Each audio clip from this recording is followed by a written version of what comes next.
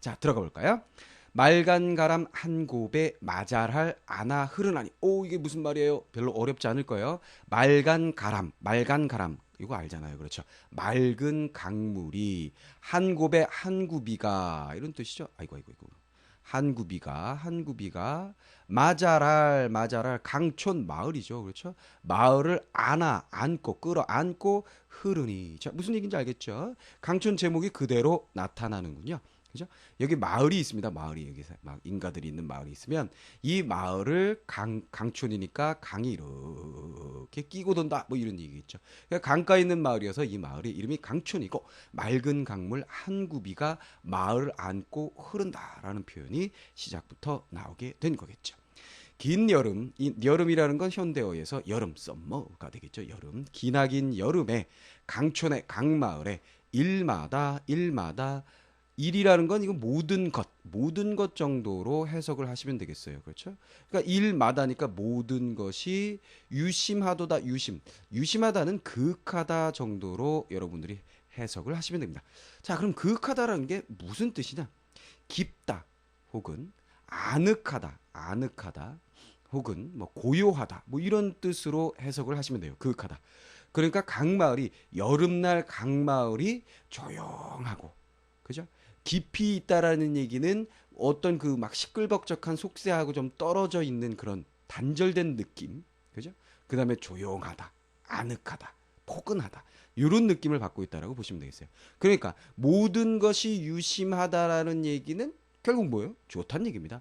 그러면 수연에서 얘기하고자 하는 것은 간단하게 정리해 보면 그 강이 흐르는 강마을의 여름날, 계절적 배경 여름이죠, 그죠? 공간은 강촌이고요.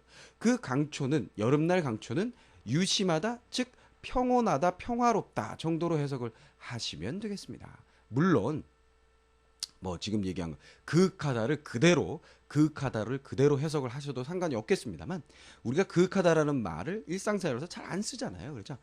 그러다 보니까 물론 쓰긴 쓰죠. 뭐 예를 들어서 눈빛이 그윽한 걸 뭐 이렇게 사용하기도 합니다만 그래도 빨리 와닿지 않으니까 선생님이 그냥 평화롭다 정도로 바꾸어서 해석을 한번 해보았습니다. 자, 그 다음에 절로 가며 절로 오나는 지부 it접이요. 자, 무슨 얘기예요?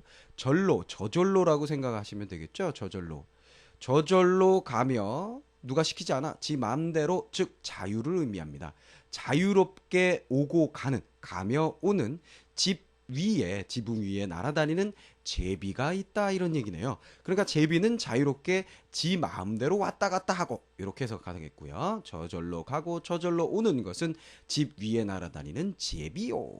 서로 친하며 서로 가깝나닌, 서로 친하고 서로 가까운 것은 잘 어우러진 모습이죠. 그죠? 평화롭게 어우러져 놀고 있는 모습, 물 가운데 갈매기로다. 대꾸 이루어지는 거 뻔하게 눈에 보이죠? 물 가운데에 갈매기로구나. 그렇다면 제비와 갈매기의 모습을 얘기하고 있는데요. 제비는 뭐야? 저절로, 즉 자유로운 모습. 얘는 뭐야? 친하고 가까운, 그죠? 잘 어우러진 모습이 되겠네요. 그냥 뭐 자유롭다. 자유롭게 날아다니는 자유로운 새의 모습, 새들의 모습 정도. 자유로운 새의 모습, 평화로운 새의 모습. 그렇다면 결국은 수연이든 함연이든 전반부를 묶어볼 때 결국 뭐예요? 자연에 대해서 이야기하고 있다는 걸 알 수가 있죠. 그 자연은 평화로운 모습이라고, 간략하게 평화로운 모습이라고 정리를 할 수가 있겠습니다. 그렇죠? 그 평화로운 모습은 강마을 전체가 그렇고요. 구체적으로 범위를 좁혀 들어가게 되면 제비나 갈매기와 같은 그런 새들도 아주 평화롭게 논일고 있습니다. 그 다음에 후반부로 들어갈 거야. 늙은 겨집이라고 하면 이거 계집애, 이런 나쁜 계집 할 때 우리가 좀 비하하는 표현으로 사용하고 있는데요. 그건 축소된 의미고요. 의미가 좀 하락된, 그렇죠?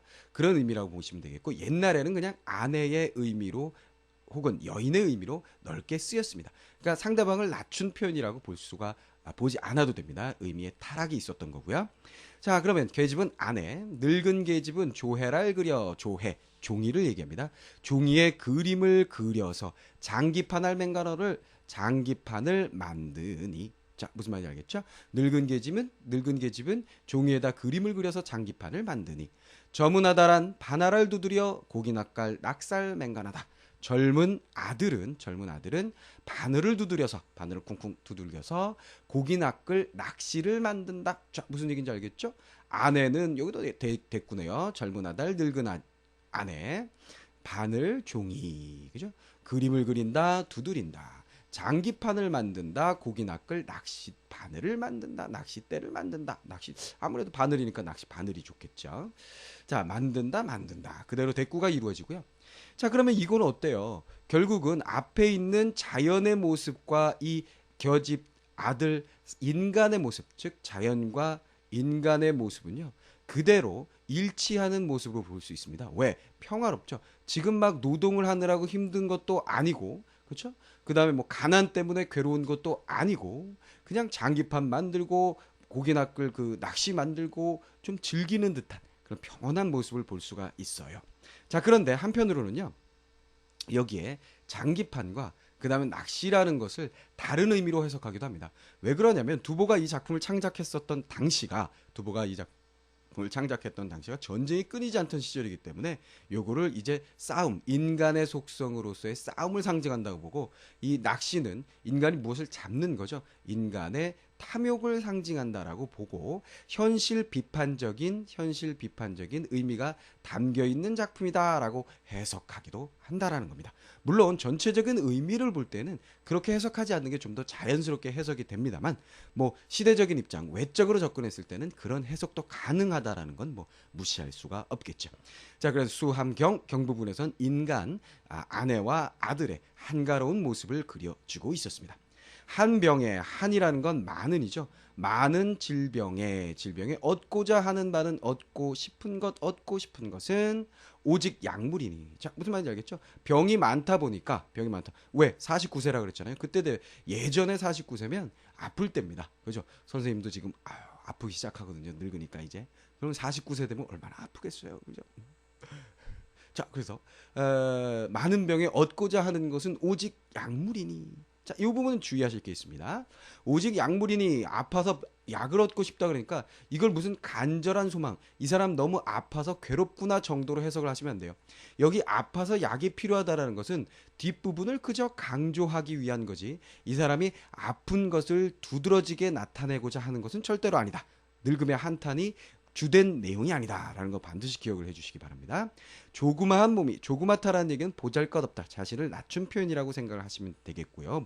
내 몸 나라고 해석하시면 되겠고, 조그마한 내 몸이 이 밖에 이가 지칭하는 건 당연히 뭐죠? 약물, 약이나 있으면 됐지 그것밖에 무엇을 구하리요? 결국 뭐예요? 약물을 이야기하는 것은 약물이 있으면 됐지 그 밖에 무엇을 구하겠느냐, 즉 만족하는 모습이다 이런 얘기입니다. 즉 아파서 약물이 필요하다는 건 내가 그것만 있으면 되지 다른 것은 필요 없다는 것을 강조하기 위한 욕심이 없다 만족한다라는, 욕심이 없다 무욕, 욕심이 없다 만족한다라는 표현을 위한 강조용법이라고 여러분들이 생각을 하시는 게 더 좋겠다라는 얘기가 되겠습니다. 자, 알겠죠? 다시 한번 정리해 볼까요? 맑은 강물 한 구비가 마을을 안고 흐르니 긴 여름 강마을에 모든 것이 그윽하구나. 저절로 가고 저절로 오는 것은 집 위에 제비고 서로 친하고 서로 가까운 것은 물 가운데 갈매기로다. 이렇게 강마을은 한가로운 모습인데 그 마을 안에 있는 아내는 종이에 그림을 그려 장기판을 만들고 있고 젊은 아들은 바늘을 두드려서 고기 낚을 낚싯바늘을 만들고 있다. 이들 또한 한가로우니 나도 이 속에서 병이 있어 그저 약물을 원할 뿐이지 조그마한 몸이 그것밖에 다시 무엇을 원하겠느냐. 나도 한가로움 속에 즐기며 만족하며 산다. 그렇다면 앞시에서 우리가 악양루 같은 경우에는 전반부와 후반부의 관계가 대조였죠. 근데 여긴 어떻죠? 그렇죠. 일치, 유사성을 가지고 있습니다. 평화로운 모습이 계속되고 있죠. 즉 자연사와 인간사 사이에 평화로운 모습으로서 일치되고 있다라고 여러분들이 생각을 하시면 되겠고요. 그럼 평온한 자연 속에서 만족하고 사는 시적 화자의 모습이 나타나고 있다. 정리해 주시면 되겠습니다. 자, 한가로운 강마을에 평화롭게 사니 약 말고 바랄 것이 없어요. 그렇죠? 약 너무 강조하지 말라 그랬습니다. 중요한 건 바라는 것이 없다, 욕심이 없다, 만족한다, 자연 속에서 평화롭게 산다. 이렇게 정리하시는 것이 중요하다 그랬습니다. 자, 이렇게